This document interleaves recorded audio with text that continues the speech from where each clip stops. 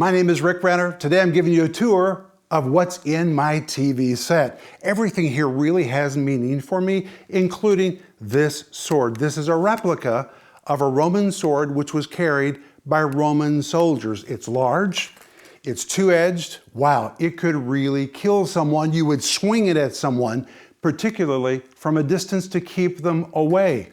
But when you come to Ephesians chapter 6, verse 17, it says, God has given us the sword of the Spirit, which is the Word of God. That word sword does not describe this sword. Most people have this kind of sword in their mind.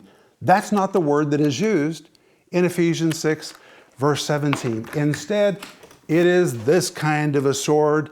It looks more like a dagger. It's very sharp, and obviously it is to be used at close range. Very interesting that Paul says God has given us the sword of the Spirit, which is the Word of God. That word is the word rhema.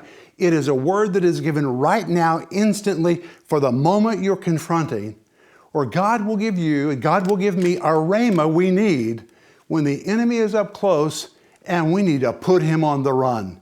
A rhema is a word for close combat.